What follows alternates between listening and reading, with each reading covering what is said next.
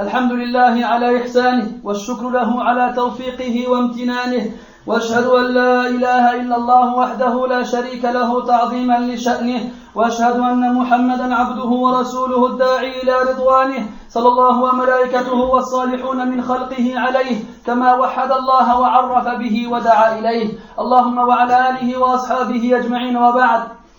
Mes très chers frères, nos cœurs se sont endurcis, ils se trouvent entre diverses occupations mondaines et divers divertissements. Et lorsque nos cœurs reviennent à eux, ils se retrouvent parmi des soucis, des inquiétudes et des préoccupations qui s'attirent les unes les autres.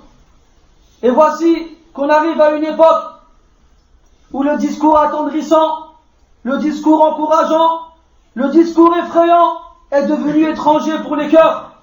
Il est devenu étranger aux oreilles. Ils sont peu ceux qui se taisent afin de l'écouter. Le prophète sallallahu alayhi wa sallam rappelait très souvent à ses compagnons radiyallahu anhum à travers des exhortations éloquentes qui faisaient frémir les cœurs et qui faisaient couler les larmes et qui faisaient trembler les membres du corps. Le prophète alayhi salatu wassalam, avec quelques mots, arrivait par la permission d'Allah Azza wa Jalla à ce résultat. Il a dit une fois aux compagnons radiyallahu anhum, par Allah, si vous saviez ce que je sais, vous ririez très peu et vous pleureriez beaucoup et vous n'éprouveriez aucun désir vis-à-vis de vos épouses sur vos lits et vous sortiriez de chez vous, vous courrez vers les collines à implorer Allah subhanahu. Et à peine le prophète sallallahu alayhi wa sallam finissait de prononcer cette parole que les compagnons radiyallahu anhum baissaient leur tête, leur visage changeait et on entendait de leur part des gémissements et des sanglots.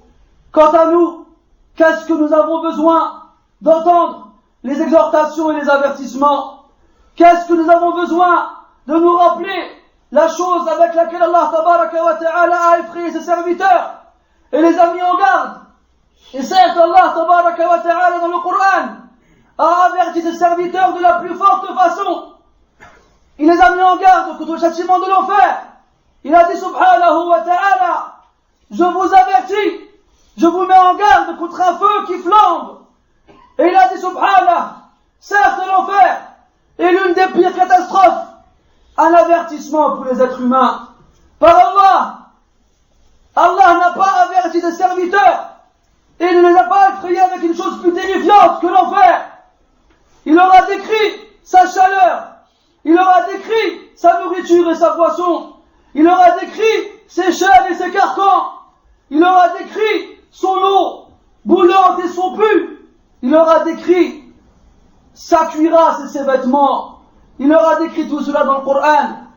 C'est pour cela que celui qui lit le Coran avec un cœur présent et qui écoute la description d'Allah de l'enfer, c'est comme s'il se trouvait sur la falaise de l'enfer et qu'il voyait avec ses yeux les parties de l'enfer qui s'entredévorent.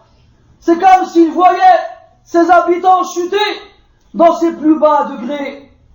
C'est comme s'il les voyait tirés par leurs chaînes dans ces différentes vallées. Tout ceci de la part d'Allah tabaraka wa ta'ala comme avertissement et mise en garde. Le prophète aussi sallallahu alayhi wa sallam a effrayé les serviteurs d'Allah ta'ala avec l'enfer et les a mis en garde contre eux, contre celui-ci, et les a menacés. Le prophète est monté une fois sur sa chair et a dit, je vous mets en garde contre l'enfer, je vous mets en garde contre l'enfer, je vous mets en garde contre l'enfer. Et il parlait tellement fort que les gens au marché l'ont entendu.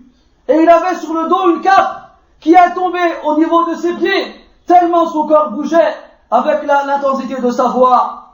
Une fois, il a dit aux compagnons radiyallahu anhum, je fais tout pour vous protéger de l'enfer, et je vous éloigne, et je vous mets en garde contre elle, mais vous m'échappez, et vous y plongez les uns les autres.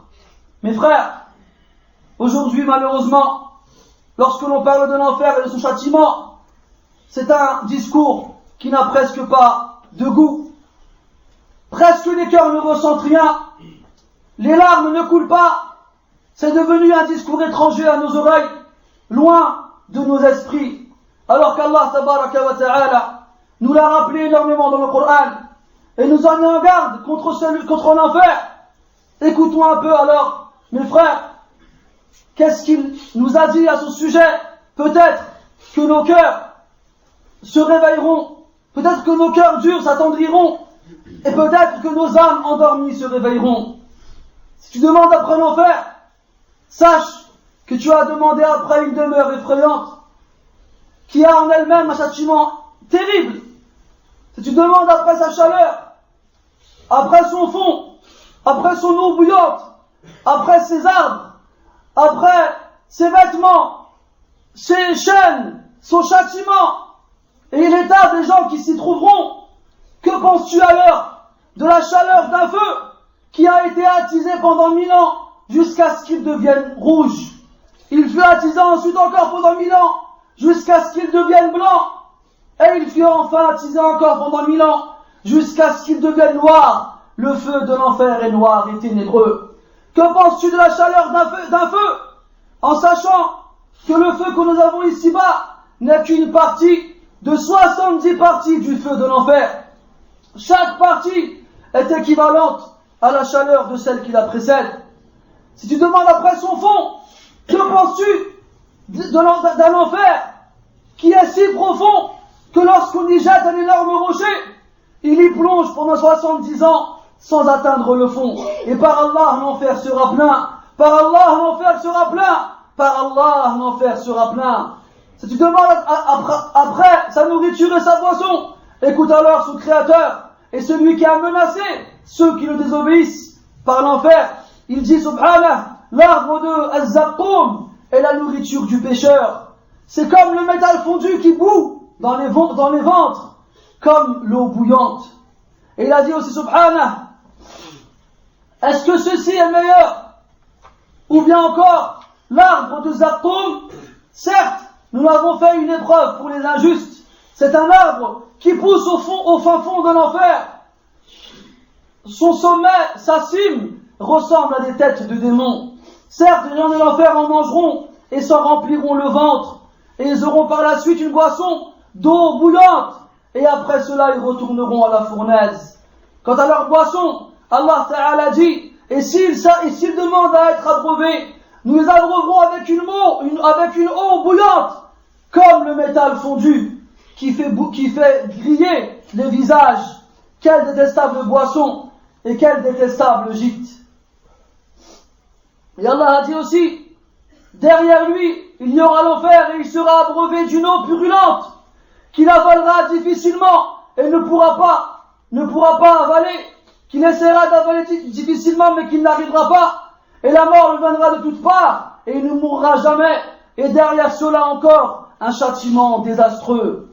Le prophète sallallahu alayhi wa sallam a dit, si jamais une goutte de l'arbre de Zaqqum coulait sur terre, elle leur aurait perverti leur vie. Que dira alors de celui qui va en manger? Que dira alors de celui qui va en manger? Les gens de l'enfer auront faim. Lorsqu'ils demanderont à boire, on leur versera une eau qui à peine arrive à leur visage, le fera tomber en lambeaux et les fera fondre. Et malgré ça, ils boiront cette eau qui arrivera dans leurs intestins et les coupera en différents morceaux jusqu'à à la fin sortir par leur derrière. Quant à leur chaîne et à leur carcan, Allah a dit dans le Coran qu'ils seront attachés à une chaîne dont la coudée est équivalente à 70 coudées. Et on lui attachera le front à ses pieds. C'est-à-dire qu'on réunira son front à ses pieds par derrière. Allah tabaraka wa ta'ala créera un nuage noir et ténébreux pour les gens de l'enfer. On leur dira, ô gens de l'enfer, y a-t-il une chose que vous désirez? Ils répondront, nous voulons boire. Alors ils demanderont à boire, et ce nuage se mettra alors à faire pleuvoir des chaînes qui leur rajoutera à leur chaîne, et qui fera tomber sur eux des braises qui les brûlera. Quant à leur châtiment, mes frères, en plus de ce qui vient d'être dit, que penses-tu alors châtiment dans une demeure dans laquelle personne ne peut connaître un châtiment plus grand. Celui qui est le moins châtié parmi eux revêt des sandales tellement brûlantes qu'elles font bouillir son cerveau. Et malgré tout, il pensera que personne n'est plus châtié que lui, alors qu'il est celui qui est le moins châtié parmi eux. Leur situation est la pire des situations possibles, et leur humiliation est la plus grande, et leur châtiment est le plus terrible. Que penses-tu d'un peuple qui sont restés debout sur leurs pieds pendant 50 000 ans? Ils n'ont rien mangé, rien bu, à un point où leur gorge fut lacérée par la soif et leurs estomacs furent découpés par la faim. Après cela, ils furent amenés en enfer et on leur donna à boire d'une source purulente et bouillante et brûlante. Lorsqu'elle atteint leur visage, elle les fait fondre. Si tu les voyais, alors qu'ils se sont installés dans une demeure très étroite et très ténébreuse, de laquelle il n'y a aucun échappatoire, leurs pieds furent accrochés, furent enchaînés à leur front, et leurs visages furent assombris à cause de leurs péchés. Ils seront tirés en enfer sur leurs visages enchaînés. Le feu sera au-dessus d'eux, le feu sera en dessous d'eux, le feu sera sur leur droite, le feu sera sur leur gauche.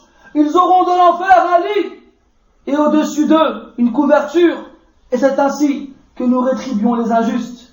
Leur couverture sera de feu, leur nourriture sera de feu, leur boisson sera de feu, leur vêtement sera de feu, et leur lit sera de feu.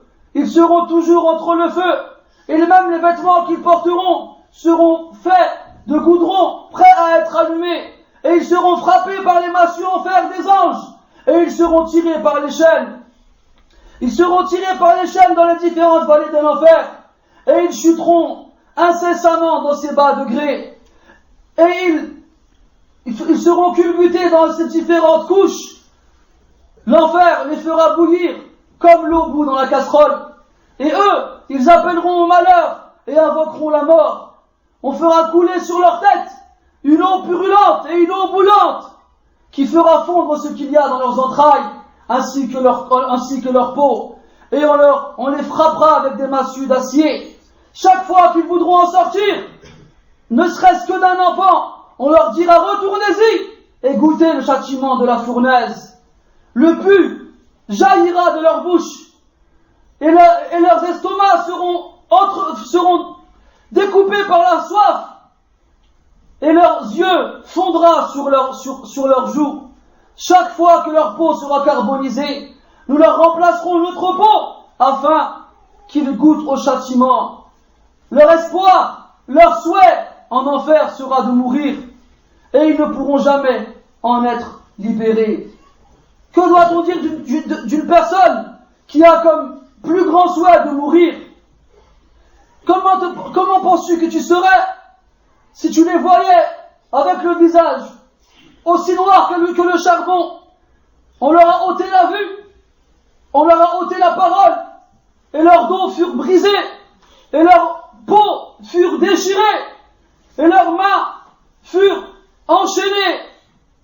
Ils marcheront en enfer sur leur visage, et ils fouleront avec leur menton des épines d'acier. Ils crieront de toute leur force, de chaque endroit où ils se trouvent. Ils appelleront l'ange de l'enfer. Ils diront: oh Malik, l'acier nous a alourdis. Oh Malik, la menace s'est avérée réelle sur nous.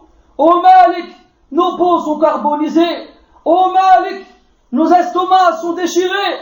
Oh Malik, ne peut exister meilleur que d'exister ainsi. Il ne leur répondra que après 1000 ans, avec une réponse très dure et très sévère. Il leur dira: vous y êtes et vous y resterez. Alors, ils appelleront leur Seigneur, en pleurant, en hurlant et en criant: ô notre Seigneur, notre malheur nous a battus, et certes nous étions égarés. Ô notre Seigneur, fais-nous sortir de l'enfer, et si jamais on recommence, alors nous serons vraiment injustes. Et Allah Ta'ala, le Tout-Puissant, ne leur répondra qu'après quelques années, et il leur répondra d'une réponse aussi dure que le châtiment qu'ils ont connu. Restez-y et ne m'adressez plus jamais la parole. C'est à ce moment-là alors que l'enfer se renfermera sur eux. Et c'est à ce moment-là alors que les gens qui s'y trouvent désespéreront complètement. Alors leur regret se rajoutera à leur regret, et là leur voix ne sera plus audible. On n'entendra de leur part que les sanglots, les cris et les pleurs. Ils pleureront. Pourquoi? Parce qu'ils ont gâché leur jeunesse. Ils regretteront d'un regret encore plus dur que le châtiment qu'ils subissent. Mais ceci ne sert plus à rien. Ils sont en enfer et les actions ne sont plus utiles. La punition est arrivée. Ils ont raté l'entrée au paradis. Ils ont raté la vue du visage de leur Seigneur et son agrément. Ils ne feront que regretter et ils ne feront que souffrir dans une demeure qui ne connaît aucune fin. Tout ça pourquoi? Pour une passion ou bien pour un désir qui a duré quelques instants seulement. Ils ont préféré vendre un paradis qui est aussi large que les cieux et la terre à vil prix quelques pièces. Pourquoi? Simplement pour assouvir un plaisir qui a duré à peine quelques instants. Ce plaisir et eux ont disparu et les voici qui se retrouvent au fin fond de l'enfer, dans lequel ils goûtent un châtiment éternel et une humiliation qui n'aura jamais de fin. Est-ce vraiment la peine, mes frères, de succomber à cette tentation pour finir ainsi? Est-ce vraiment la peine, mes frères, d'oublier la promesse d'Allah et sa récompense pour se faire plaisir ici-bas avec quelque chose qui dure quelques instants et qui laisse place après au regret? Non. Il vaut mieux patienter ici-bas quelques instants, et la vie d'ici-bas ne dure pas longtemps, même si on vit beaucoup d'années. Lorsqu'on arrive à la fin, c'est comme si on était né hier. Donc pourquoi alors ne pas patienter devant les tentations, devant les plaisirs et les délices qui nous sont interdits bien entendu? Pourquoi ne pas patienter jusqu'au jour du jugement, là où Allah rétribuera notre patience en nous ferant entrer au paradis et en nous montrant comment il punit ceux qui lui ont désobéi.